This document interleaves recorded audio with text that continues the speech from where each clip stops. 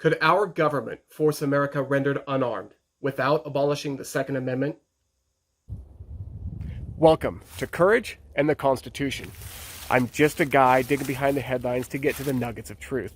I'm tired of the rhetoric and the propaganda. I'm being lied to by the media. I just want to know what's going on in the world. So let's do this. If the Democrats do take the Senate in Georgia, what can pro-self-protection individuals and gun owners expect if everything that the potential new administration has spelled out in their plan is able to be accomplished? Well, short, sweet, and to the point.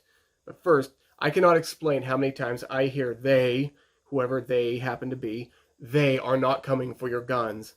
You are fear-mongering. You don't know anything. You're so ignorant. Well, and the list goes on. But what is amazing is it is not the informed who are making those accusations and claims. It is the ignorant. But those are the same who have a very loud voice. And instead of the culture listening to those who are informed, the blind put out their hand for the culture to grasp and follow them wherever they may lead. It really is the blind leading the blind. And these same people are also on the political left. In their trusted listening to the media, their skill of critical thinking and chasing the discovery of fact has died in complacent apathy. In their low-informed minds and manufactured system of belief, they're right because, well, the media told them they are. They consistently fall for the political game of sleight of hand, just following the upturned cups on the table, having long lost under which hides the ball of truth.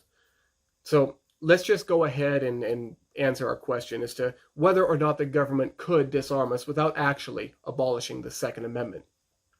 Now, I will refrain from unpacking the various points, which is not an exhaustive list by any means, as I have done so with many of these other points in other videos.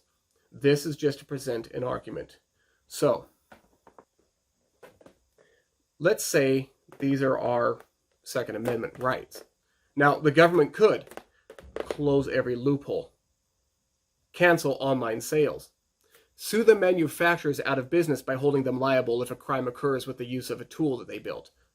They could make the low-hanging fruit, suppressors and bump stocks and arm braces, for example, as easy targets to outlaw, and with each of their little victories, they're both chipping away at shall not be infringed, and they're molding the mind and thinking of the greater culture toward guns.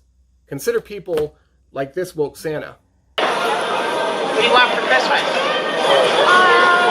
You can use something.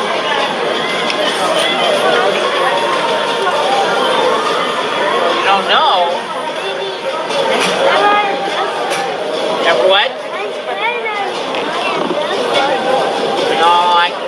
No guns. Nerf gun. No, not even a Nerf gun. No. If your dad wants to get it for you, that's fine, but I can't bring it to you. But what else would you like? Lots of other toys. There's Legos, there's bicycles, there's cars and trucks. What do you think?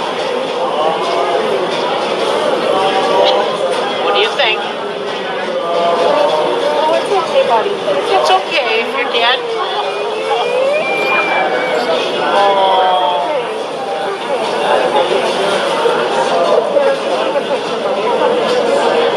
Don't cry.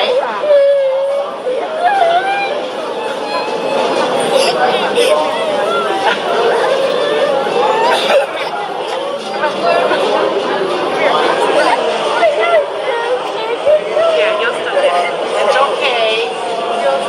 Hey, buddy.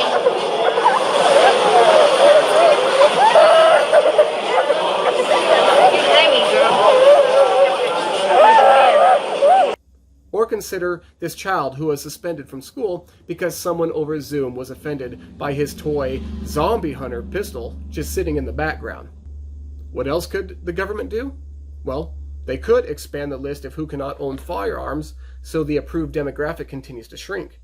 For example, the Obama Act, which Trump and the ACLU both fought to reverse and Biden once to reinstate, where someone needing assistance navigating the often confusing Social Security and Veterans Affairs government paperwork and processes, which often includes appeals and reapplications, or who are not great with finances and need assistance in management of it, are to be stripped of their gun rights, claiming that they are, in fact, be considered dangerous and to put on the FBI's gun ban list.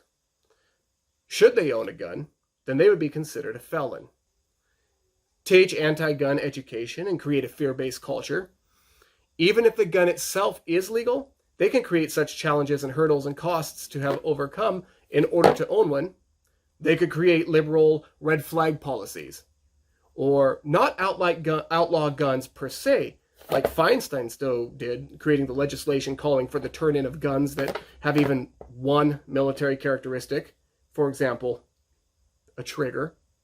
Now they could continue to redefine hate crime, as we see now. Simply disagreeing with the legitimacy of groups or organizations such as CBLM is considered hate in some official minds. Or they could create gun-free zones, which, by their very nature, create the easy targets chosen by those who will commit a violent crime because they know they won't have anyone to oppose them. And if by using a gun, it's usually illegally procured from being stolen or purchased off the black market. Now, people hell-bent on destruction do not look at gun-free zone signs and turn and walk away. Gun-free zones do a great job, however, of creating an open arena of people unable to defend themselves and each other. Then, when an awful incident does happen, the media and advantageous politicians twist the truth, shining the spotlight of blame totally off themselves and their, literally, deadly policies, to politicize what occurred and shift the culture's eyes to gun rights people, creating the narrative that they are to blame. This is where you get people like David Hogg, who is an absolute fool, who is as low informed and as not obnoxious an individual as they come. But because he is young, and he was championed by the media, just a pawn in their nefarious game of chess, to then be put out and influence other young people, creating voters who will then ignorantly vote for those who will enact these unjust and wrong policies that sound great, but are out of touch with reality, policies through which, unfortunately, create the very environments in which peoples needlessly die. So, can the government disarm us without abolishing the Second Amendment? Yes. Absolutely yes. And they intend to. Don't take what I say as gospel. Listen to them yourselves and take them at their word. So yes, they can disarm us without abolishing the Second Amendment, as long as they just simply ignore it. Now, we've just peeked at the possibilities of what infringements upon the Second Amendment can be accomplished while still not abolishing it. However, what if abolishment is the plan, little by little? How far can our government bodies go with infringing upon the Constitution before the small tears finally pull the document asunder? Or perhaps, are our first two amendments not really of that much value to where they should be protected from harm? What respect to the Second Amendment does the potential new administration even hold? And what is the duty of this nation's citizens to protect America's governing document? Now, on our next video will be something of an addition to this one. It'll be short, but I think it'll make the point. So what do you think? Do you believe that there are safeguards in place to prevent a disarming of the people, other than the people themselves? Or do you believe a government with just solid, stone-cold intent can find a way? Also, have you been told, as I explained at the beginning of this video, that I was crazy and that the government doesn't really want your guns? Let me know in the comments. I would love to read about your own experiences and what you have to say.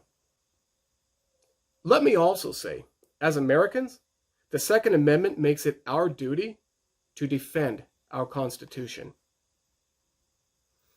If you find this content of value and you believe others would benefit from it, please like, subscribe, and share it.